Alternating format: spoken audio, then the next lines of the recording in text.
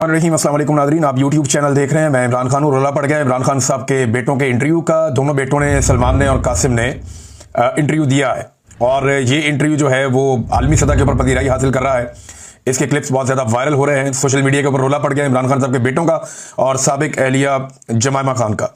अब जमायमा को लेकर, इमरान खान साहब के बेटों को लेकर सोशल मीडिया पर रोला तो पड़ा है, लेकिन इसका प्रैक्टिकली कोई फ़र्क पड़ेगा या इमरान खान साहब के बेटे जो कोशिश कर रहे हैं अमली तौर पे उसका कोई फ़ायदा होगा? तो देखें, फ़ायदा होता है या नहीं होता, क्योंकि वो इमरान खान के बेटे हैं तो उन्हें कोशिश तो करनी है और उन्हें करनी चाहिए। और ख़ास तौर पे उस वक्त जब उन्हें नज़र आ रहा है कि पाकिस्तान के अंदर एक ऐसा रजीम है जो उनके वालिद को किसी सूरत छोड़ना नहीं चाहता। इस वक्त की जो पाकिस्तान की मिलिट्री एस्टेब्लिशमेंट है उन्हें अपनी बका नज़र आती है इमरान खान साहब की बका के बगैर। यानी वो ये समझते हैं कि अगर इमरान खान है तो हम नहीं है, और अगर हमने बचना है तो हमें इमरान खान से बचना है। तो उस वक्त इमरान खान साहब के बेटों की जिम्मेदारी बहुत बढ़ जाती है। और जब उन्होंने ये देखा कि उन्हें बाहर निकालने की जितनी कोशिशें पाकिस्तान में हो रही हैं वो कामयाब नहीं हो रही, तो उसके बाद अमली तौर पे उनके बेटे भी अब कोशिश करना शुरू हो चुके हैं। इन्होंने एक इंटरव्यू दिया है और ये जो इंटरव्यू है, मॉर्गन को इन्होंने इंटरव्यू दिया और जो इंटरव्यू के आम नुकात हैं वो मैंने लिखे हैं। बड़ी आम बातें इन्होंने की हैं, वो मैं आपके साथ शेयर कर देता हूँ। इमरान खान साहब पे भी कुछ जो क्लिप्स हैं वो चलाए मॉर्गन ने, क्योंकि इससे पहले उन्होंने इमरान खान साहब का भी इंटरव्यू किया था और कुछ तारीफें भी की इमरान खान साहब की। उनके माजी के क्लिप्स चलाए, बेटों के मुतालिक भी, उनके जान के खतरे के मुतालिक भी, और फिर उनके बेटों ने जो कहा वो मैं आपको बता देता हूँ। एक तो उन्होंने कहा जी कि हम यूके में यानी बरतानिया में और अमेरिका में सियासतदानों और सहाफ़ियों से हम ये चाहते हैं कि ये जो इंसानियों की बदतरीन और लातादाद खिलाफ वर्जियाँ हो रही हैं इस पर वो आवाज़ उठाएं। और ये तशद्दुद के मुख्तलिफ तरीके अपना रहे हैं। ये सिर्फ इंसानी हकूक़ नहीं बल्कि जमहूरियत का भी एक मसला है। पाकिस्तान के अवाम ने वोट दिया और मकबूल तरीन लीडर को वोट दिया है। 25 करोड़ पाकिस्तानियों का ये हक है कि उनकी बात सुनी जाए। ये वो सवालात के जवाब में ये बातें कर रहे हैं। ज़्यादा देर तक इमरान खान साहब के जो बेटा है जिसकी दाढ़ी है चेहरे पे, कासिम उसका नाम है, वो ज़्यादा देर बात करता रहा, कासिम खान। और जो सलमान खान है वो क्लीन शेव है और वो कम बात करता रहा, लेकिन ज़्यादा बातचीत जो है वो कासिम ने की है।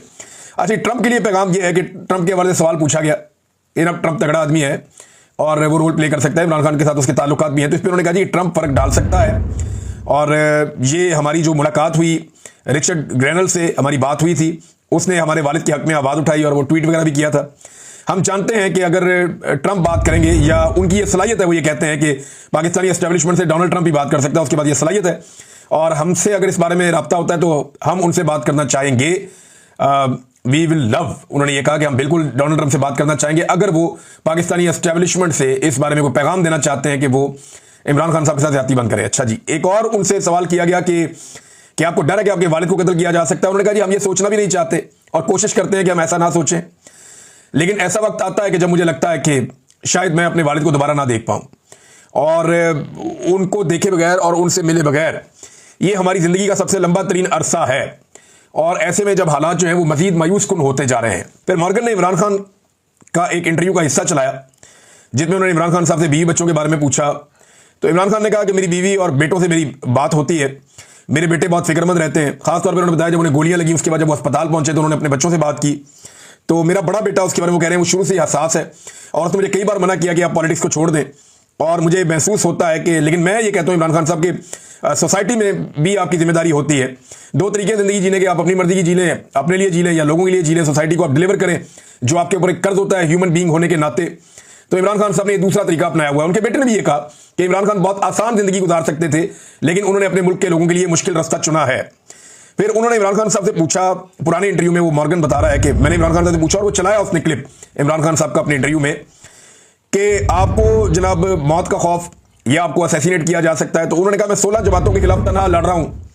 सियासत में जब आया तो अपना मौत का खौफ खत्म करके आया था, क्योंकि मैं पूरे स्टेटस को के खिलाफ आया, करप्शन के खिलाफ आया, और आधा वक्त पाकिस्तान में फौज ने और आधा वक्त दो खानदानों ने हुकूमत की है। मैं इन दो खानदानों के खिलाफ आया था। पाकिस्तान आने के हवाले से जब सवाल किया गया इमरान खान साहब के बेटों से, तो उन्होंने कहा जी कि हम बिल्कुल पाकिस्तान जाना चाहते हैं और जो कुछ कर सकते हैं वो हम करना चाहते हैं अपने वालिद के लिए। हमने पाकिस्तान जाने का इरादा जाहिर किया तो हमें हुकूमत की जानिब से, जो पाकिस्तान में मौजूद है हुकूमत, हमें गिरफ्तारी की धमकियां दी गई। हमारे खानदानी ज़राए और दीगर लोगों को भी ये धमकियां पहुंचाई गई, मगर हम अभी जाने का इरादा रखते हैं।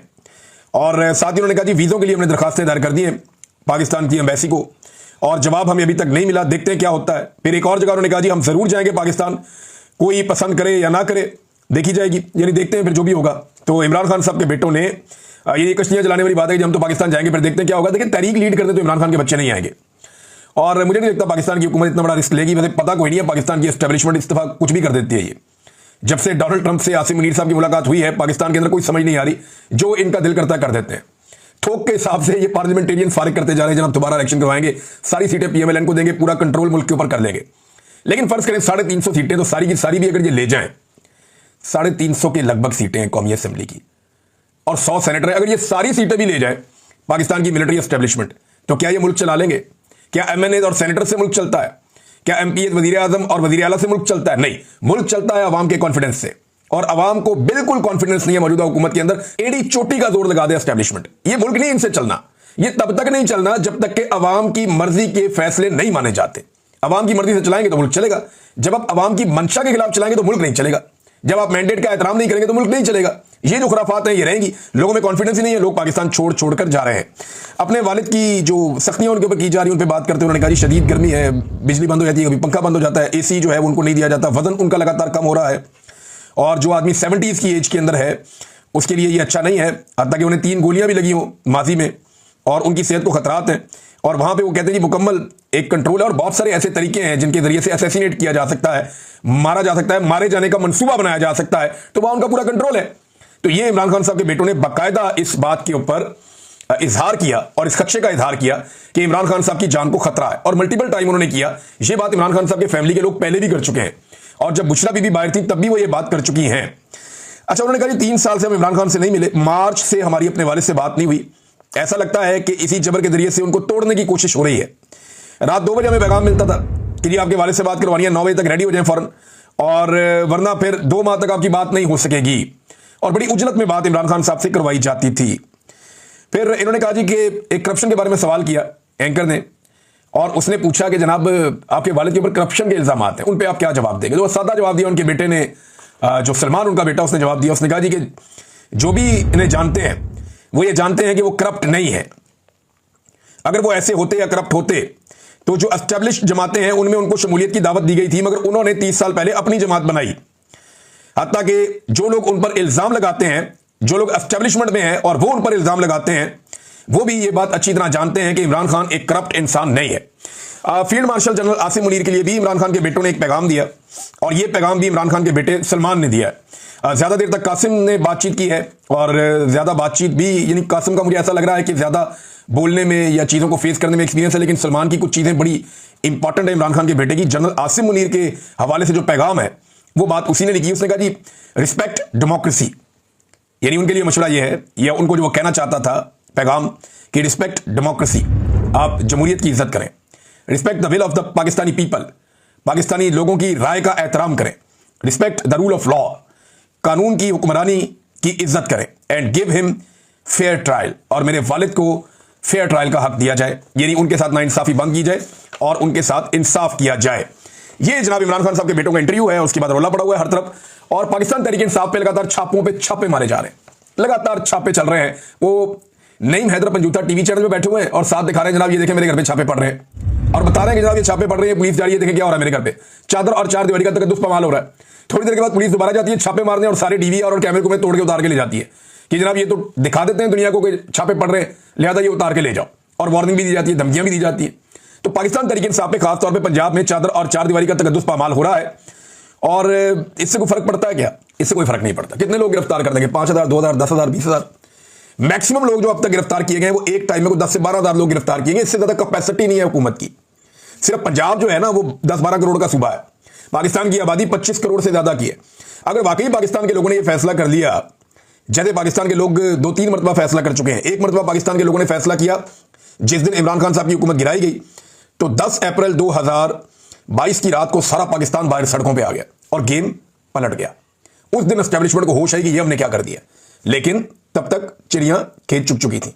लिहाजा उसके बाद उनके पास कोई ऑप्शन नहीं था सिवाय इमरान खान से लड़ने का, और इमरान खान साहब ने फिर आस्तीनें चढ़ा ली और एस्टेब्लिशमेंट से लड़ पड़े। अब मामला यह है कि लोग जैसे उस दिन निकले, जैसे इमरान खान के साथ निकलते रहे, जैसे लोगों ने 8 फरवरी 2024 को अपना फैसला सुनाया निकल के, अगर ऐसे ही लोग 5 अगस्त 2025 को निकल आए, 2 दिन बाकी हैं, तीसरे दिन 5 अगस्त है, अगर लोग निकल आए तो फिर डायनामिक्स चेंज हो जाए, सूरत हाल बदल जाएगी, सारा का सारा सिनेरियो चेंज हो जाएगा। यानी कुछ ऐसा नया हम देख सकते हैं कि जिसकी एस्टेब्लिशमेंट तवक्को नहीं कर रही, लेकिन अगर लोग निकल आए तो ये तो जो है ना, ये बहुत इंपॉर्टेंट है। और लोगों का, पाकिस्तान के लोगों का मूड कोई पता नहीं होता, ये किसी वक्त भी ट्रिगर करते हैं, एकदम निकल आते हैं। और अगर पाकिस्तानी एकदम निकल आते हैं, पूरे पाकिस्तान में निकल आते हैं, हर तरफ फैल जाते हैं, और आपको पाकिस्तानी अपने अपने गली मोहल्लों में जगह जगह निकले हुए नजर आते हैं। पाकिस्तान तरीके इंसाफ ने जो एक यूनिफाइड एफर्ट होती है ना, वो की तो है, लेकिन वो चीजें भी नजर नहीं आ रही। जैसे माजी में बहुत सारा सोशल मीडिया के कंटेंट और दीगर चीजें आती थी, अभी वो मोमेंटम हो सकता है 1-2 दिन है अभी इसके अंदर बन जाए, लेकिन अंदर क्या पकड़ा है या लोगों के अंदर क्या लावा पकड़ा है, ये तो बहुत सारे लोग, ये मोहम्मद जुबैर कह रहे थे लोगों के अंदर लावा पकड़ा है। ये आप जो भी करते जा रहे हैं जमा होता जा रहा है। जब ये लावा फटेगा तो आपके लिए मुसीबत बन जाएगी। ये सब लोग जितने समझदार लोग हैं वो सारे बता रहे हैं, लेकिन मान के नहीं दे रहा कोई। तो देखते हैं कि 5 अगस्त को पाकिस्तानी अपने घरों से बाहर निकलकर आवाज उठाते हैं, तो फिर तो गिरफ्तारियां भूल जाए आप, फिर गिरफ्तारी कहां से हो सकती है। नाज़रीन, जो कुल जमाती कॉन्फ्रेंस की एक मीटिंग हुई है, 2 दिन तक ये मीटिंग चली, उसका मुकम्मल एलामिया आ गया है। उसमें कोई 17-18 पॉइंट्स हैं जो मैं आपके सामने अब रखने वाला हूं, बिल्कुल वन गो में। मैं आपको बताता हूं अपोजिशन किन चीजों में काम कर रही है मौजूदा हुकूमत के खिलाफ। नंबर 1, उन्होंने कहा जी कॉन्फ्रेंस रोकने की जो कोशिश की गई उसकी मजम्मत करते हैं। नंबर 2, मईशत तबाह कर दी, किसान तबाह कर दिया, मेहनत कश तबाह कर दिया, तनख्वाहदार इदारों की जो अफराद है उनकी मुकम्मल तबाही फेर दी है हुकूमत ने। नंबर 3, इमरान खान और बुशरा बीबी को नाहक कैद में रखा गया है और उनकी रिहाई का मुतालबा किया गया। नंबर 4, जो हाइब्रिड निजाम इस वक्त चल रहा है उसमें अपोजिशन का मुकम्मल खात्मा किया जा रहा है। नंबर 5, नए मिसाके जमहूरियत की पाकिस्तान में जरूरत है जिसमें सारे सियासी स्टेक होल्डर बैठे और पाकिस्तान को ट्रैक के ऊपर लेकर आए। नंबर 6, इंसानी हकूक की जो पामालियां हो रही हैं पाकिस्तान में, जो पार्लियामेंट और जमहूरियत बेमानी हो चुके हैं, ये नुकता है। अगला नुकता यह है कि जी 1973 के आइन को बहाल किया जाए मुकम्मल तौर पे। अगला नुकता कानून की हुक्मरानी का है। फिर अदलिया की आजादी, खुद मुख्तार इलेक्शन कमीशन और मुनसिफाना इलेक्शन। बलूचिस्तान की खराब सूरत हाल है, उसके बाद अगला नुकता खैबर पख्तूनख्वा की सूरत हाल और कबायली इलाकों की मौजूदा सूरत हाल और ऑपरेशन। फिर ट्रुथ एंड रिकंसिलिएशन कमीशन का क्याम किया जाए पाकिस्तान में, ताकि जिसने जो किया सामने आ जाए। वैसे ये जब भी होगा ना तो सबसे ज्यादा गुनाह मिलिट्री एस्टेब्लिशमेंट के निकलेंगे पाकिस्तान में, उनसे ज्यादा गुनाह, क्योंकि डिक्टेटरों ने तबाह किया इस मुल्क को। फिर पानी की तकसीम का मामला है, वो भी इसमें उठाया गया, बड़ा इंपॉर्टेंट इशू है। इंतकामी कार्रवाइयों का तदारुक किया जाए जो की जा रही है लोगों के साथ। मीडिया की आजादी का एक नुकता इसमें उठाया गया। बैनुल अक़वामी ताल्लुकात के हवाले से भी एक नुकता उठाया गया कि जिस तरीके से पाकिस्तान नीचे से नीचे ही चला जा रहा है, यानी पाकिस्तान को शायद परवाह नहीं है इस बात की, या समझ ही नहीं आ रही कि पाकिस्तान किस तरह डील कर रहा है। मैं आपके सामने भी रखूंगा, आप हैरान हो जाएंगे। खवातीन के हकूक पर भी बात हुई है।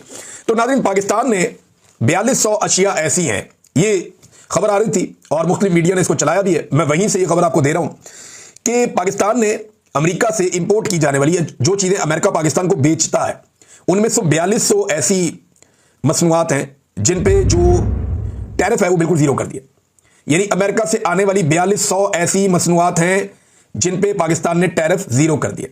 यानी आप पाकिस्तान में चीजें भेजें, हम बिल्कुल उसके ऊपर टैक्स नहीं लगाएंगे, ताकि अमरीकी मसनूआत पाकिस्तान में आकर ज्यादा बिके।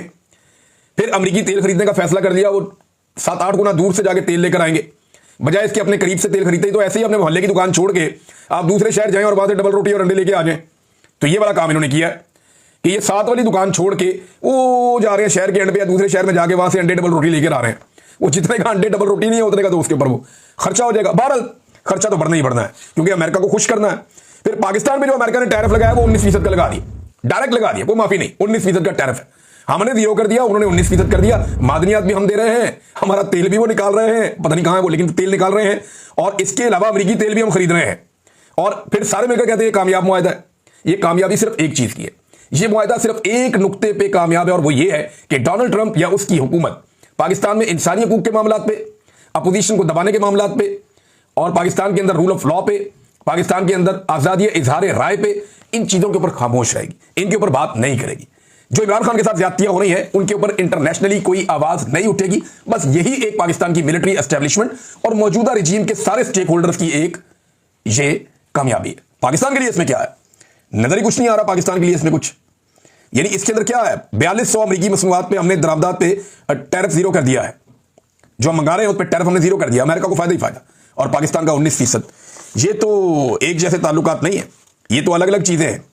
और नाज़रीन, एक और खबर मैं आपके सामने रखता हूं कि एक ट्वीट में देख रहा था मरियम नवाज का, एक जगह को मजमा लगा हुआ था और वो एक बंदा इंटरव्यूज कर रहा था कुछ नून लीग के लोगों को इकट्ठा करके, तो वो नून लीग की तारीफें कर रहे थे कि जनाब यहाँ सारे नून लीगी हैं, मरियम ने ये कर दिया तो वो कर दिया, हंज करता थे हंज करता। देखें, जो हुकूमत ही जाली है वो जो मर्जी करे, उसके क्रेडिट पे कुछ भी नहीं आ सकता कि हुकूमत ही जाली है। भाई अगर आपको लाकर जबरदस्ती बिठा दिया गया और बैठ के आपसे कोई अच्छा काम ले लिया गया, तो इसका मतलब ये तो नहीं है कि आपकी हुकूमत लेजिटिमेट हो जाएगी। अब ये इतने तरसे हुए अपनी तारीफ सुनने के लिए, इतने तरसे हुए अपनी तारीफ सुनने के लिए कि मरियम नवाज ने ट्वीट करके पूछा कि ये जगह कहां पे है, कोई मुझे बता सकता है ये जगह कहां पे है? आप अंदाजा करें, ये इतने तरसे हुए, उन्हें खुद यकीन नहीं आ रहा कि अवाम उनकी तारीफ कर सकती, क्योंकि उनको औकात पता है। और अगर उन्हें थोड़ा सा भी यकीन होता तो इमरान खान को छोड़ते। चले इमरान खान को नहीं छोड़ते, कम से कम यास्मीन राशिद साहबा को तो छोड़ते। ये कितने जालिम लोग हैं, ये कितने जालिम लोग हैं कि एक खातून को जिनकी उम्र 70 साल से ज्यादा है और वो कैंसर की पेशेंट हैं, वो बीमार हैं, उन्हें ऑक्सीजन की जरूरत पड़ती है, और ये वही खातून है जिसने पूरे खानदान के ऊपर एहसान किया हुआ है, नवाज शरीफ को और पूरे खानदान को अस्पताल में एडजस्ट किया हुआ था, सबको मेडिकल फैसिलिटीज दी हुई थी, सबका ख्याल रख रही थी। ये वही मां है और उसको इन्होंने इस वक्त जेल में बंद किया हुआ सिर्फ इसलिए कि उसका इलेक्शन चोरी किया है इन्होंने।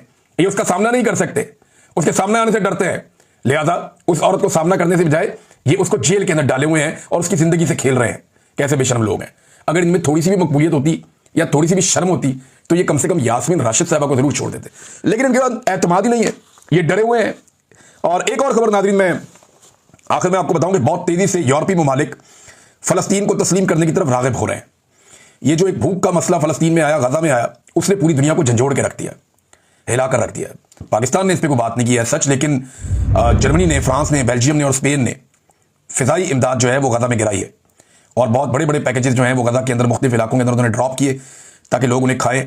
और बहुत सारे लोग भूख से वहां शहीद हो गए, जिनकी तादाद 150 से 200 के दरमियान बताई जाती है गुज़िश्ता चंद दिनों में।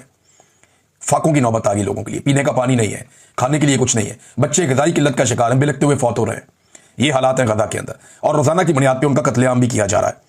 अब ये भी इतला आ रही है कि यूरोपीय ममालिक बहुत तेजी से फलस्तीन को तस्लीम करने की तरफ राग़िब हो रहे हैं, यानी फ्रांस ने, जर्मनी ने, इंग्लैंड ने, ऑस्ट्रेलिया ने, कनाडा ने और ममालिक ने जो है वो इस बारे में रजामंदी दायर की है और वो ऐलान करने जा रहे हैं। ये ममालिक कहते हैं कि अक़वाम मुत्तहिदा का जो सेशन आएगा सितंबर के महीने में जो हर साल आता है, तो उसमें ये लोग फलस्तीन को तस्लीम कर सकते हैं। बाकायदा कंडीशंस इन्होंने रख दी हैं और कुछ ने फैसला भी कर दिया है। तो ये इसराइल के नुक्ता नज़र से या अमेरिका के नुक्ता नज़र से एक धचका है, क्योंकि जो कुछ अमेरिका ने यूक्रेन के साथ किया, उसके बाद जो यूरोप है उसकी सोच अमेरिका के बारे में पहले की तरह नहीं है। मुझे ऐसा लगता है वो थोड़ी सी ट्विस्ट हुई है। यूरोप को ऐसा लगता है कि उनकी प्रोटेक्शन के लिए जो उन्होंने पूरा इन्हिसार अमेरिका पे किया था वो नाकाफी है, वो अमेरिका को एक इत्तेहादी के तौर पे तो